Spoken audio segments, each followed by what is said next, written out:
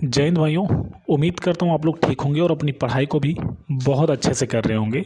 हाँ, मैं मानता हूँ बहुत सारे लोगों की पढ़ाई जो है अच्छे से नहीं हो रही है, लेकिन आपको करना तो पड़ेगा ना भाई, 100% करना पड़ेगा। ठीक है, तो हम बात करेंगे उत्तर प्रदेश पुलिस की वैकेंसी जो अभी नहीं आ रही है उस पर भी बात करेंगे, और अब क्या करना चाहिए हम सभी को।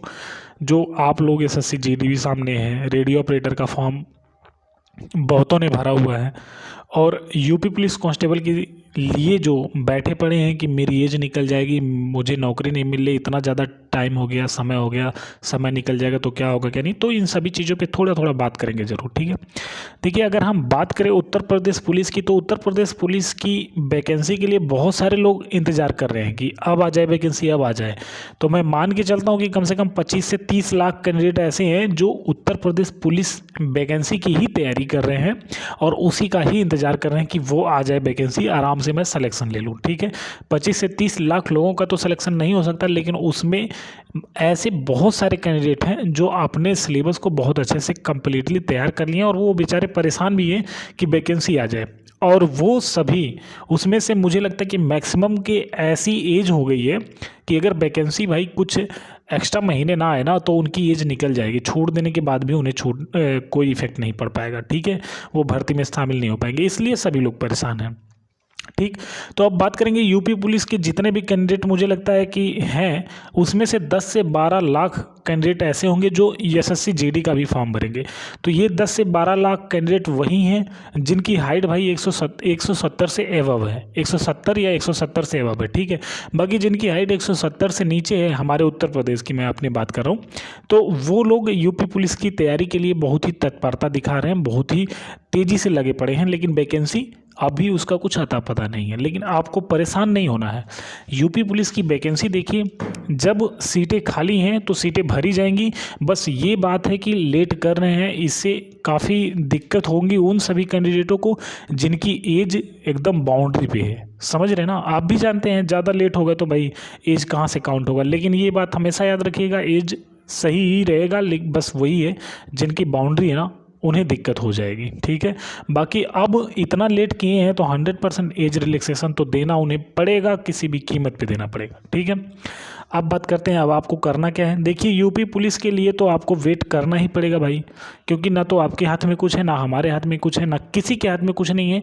अब अगर किसी के हाथ में कुछ है तो वो भर्ती बोर्ड थोड़ा सा अगर प्रेशर डाले तो माननीय मुख्यमंत्री जी थोड़ा सा वो करें, हो तो इससे आ जाएगा। ठीक है, लेकिन 2 दिन पहले की जो न्यूज़ है वो आप भी जानते हो। 2 दिन पहले की न्यूज़ क्या है कि एग्ज़ाम टेंडर लेने के लिए कोई तैयार नहीं है। तो एग्ज़ाम टेंडर लेने के लिए क्यों कोई तैयार नहीं है, ये बात आप भी जानते हैं कि हमारे उत्तर प्रदेश में जो कुछ वैकेंसियाँ ऐसी होती हैं जिसमें धांधली इस तरीके से हो जाती है कि अगर दोबारा परीक्षा होने लगे ना तो एजेंसी होगी वो घाटे में चली जाएगी। ठीक है, इसलिए कोई एग्ज़ाम कराने के लिए तैयार नहीं हो रहा है। बाकी सब कुछ कराने के लिए एजेंसियां तत्परता दिखा रही हैं, एजेंसियां आ रही हैं, टेंडर भी ले रही हैं, टेंडर के लिए फॉर्म भी अप्लाई कर रही हैं, लेकिन एग्ज़ाम के लिए को कि जैसे यूपी पुलिस में 25 से 30 लाख बच्चे बैठेंगे, तो इन 25 से 30 लाख बच्चों का टेंडर लेने के लिए एग्ज़ाम जो करवाएगा, सच में प्रॉफिट तो उसे बहुत अच्छा पैसा होगा, क्योंकि 25 से 30 लाख कैंडिडेटों का वो एग्ज़ाम करवाएगा। लेकिन अगर वही पेपर दोबारा हो जाएगा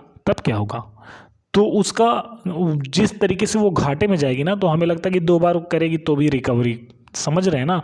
तो इस तरीके से, और टीसीएस कंपनी, ये भी उस वीडियो में हमने बात किया था जब ये न्यूज़ निकल के आई थी कि टीसीएस कंपनी इस पर थोड़ा सा अपना रखी थी कि मैं एग्ज़ाम कराने के लिए आगे आई थी। ठीक है, फॉर्म भी उसने अप्लाई किया था, लेकिन फॉर्म रिजेक्ट हो जाएगा अगर एक ही एजेंसी आती है तो।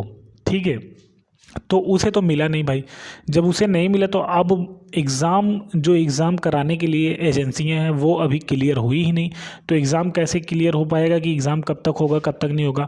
तो इसी वजह से वैकेंसी नहीं आ रही। अगर वैकेंसी आ जाएगी और एजेंसी क्लियर नहीं रहेगा तो भी एक रहेगा कि एजेंसी नहीं क्लियर है, अब हल्ला बोल वही होता है ना कि एग्ज़ाम करवाइए, एग्ज़ाम करवाइए, एग्ज़ाम करवाइए, और एग्ज़ाम नहीं होगा तो आप जानते हैं सामने चुनाव है, दिक्कत हो जाएगी थोड़ी सा। ये भी बात है।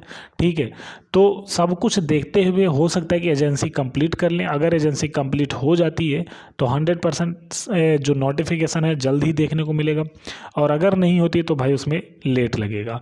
अब आप देखिए एसएससी जीडी आपके सामने है जिसका फॉर्म चल रहा है, आप उसको अप्लाई करिए। जितने भी कैंडिडेटों का हाइट 170 या 170 से एक्स्ट्रा है वो सभी एसएससी जीडी का फॉर्म अप्लाई करें और अपनी पढ़ाई को बहुत बेहतरीन तरीके से करें। देखिए सिलेबस दोनों का सेम है, मैथ, रीजनिंग, हिंदी, जीके जी, वही सेम यूपी पुलिस में भी है, सब कुछ सेम है। बस यूपी पुलिस के लिए आपको केवल एक्स्ट्रा पढ़ना पड़ेगा, वो है यूपी जीके। ठीक है, तो वो एक पतली सी बुक आती है, उसे आप कंप्लीटली तैयार कर सकते हैं आराम से, उसमें कोई दिक्कत नहीं है।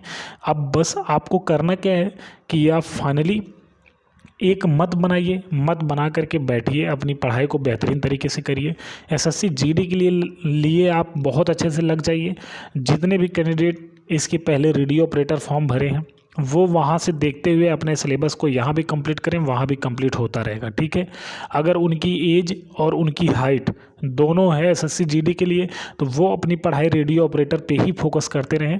बस थोड़ा सा क्या करेंगे कि जो नॉन टेक्निकल है उसे थोड़ा सा देख लेंगे और अच्छे से। ठीक है, क्योंकि जो एसएससी जीडी है वो नॉन टेक्निकल और जो रेडियो ऑपरेटर उसमें कुछ टेक्निकल है। ठीक है, तो उसमें थोड़ा सा साइंस पढ़ना पड़ेगा, इसमें साइंस के क्वेश्चन उतने आएंगे नहीं।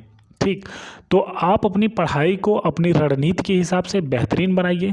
अब जब रणनीति के हिसाब से आप चलेंगे ना तो आप सक्सेस ज़रूर होंगे। बिना रणनीति के अगर आप चलते हैं तो विश्वास मानिए आप भटकते रहेंगे। इसलिए रणनीति बनाना बहुत ज़रूरी है। रणनीति बना करके आप आगे बढ़ते रहिए, और जब जब आप आगे बढ़ेंगे आप विश्वास मानिए आप ज़रूर सफल होंगे। बस आप आगे बढ़ते रहिए। आगे बढ़ने का मतलब ये नहीं आपको पता नहीं चलेगा मैं आगे बढ़ रहा हूँ कि नहीं, लेकिन जैसे जैसे आपका सिलेबस कंप्लीट होता रहेगा ना आप ये समझते रहिए कि आप जो है आगे धीरे धीरे बढ़ ही रहे हैं। ठीक है, तो बढ़िया से पढ़ाई करिए, मेरा यही कहना है।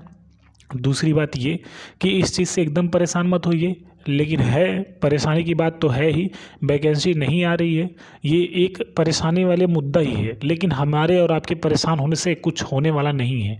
आप जानते हैं बहुत बार हम लोग परेशान हुए हैं बहुत चीज़ों के लिए। ठीक है, लेकिन कुछ होता है नहीं यार। तो इसलिए अपनी पढ़ाई को बेहतरीन बनाते रहिए। कोई भी वैकेंसी आपके सामने दिखती है तो आप उसको मार करके वहाँ से निकलने की कोशिश करिए। जैसे मान लीजिए अभी एसएससी जीडी 26,000 आ गई है तो आप कोशिश करिए कि इस 26,000 में आपकी एक सीट कंफर्म हो जाए।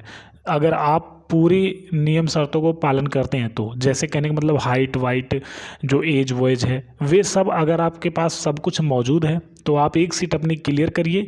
ज़्यादा भटकिए मत, इसको उसको मतलब इधर उधर भटकिए मत।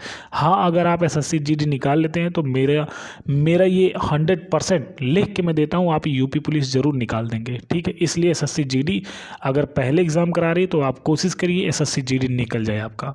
ठीक है, बेस्ट, आप लोग पढ़ाई करते रहिए। बाकी कुछ भी रहेगा तो मैं आपसे ज़रूर बताऊँगा आपको, और अगर कोई बात होगी तो आप कमेंट करिएगा।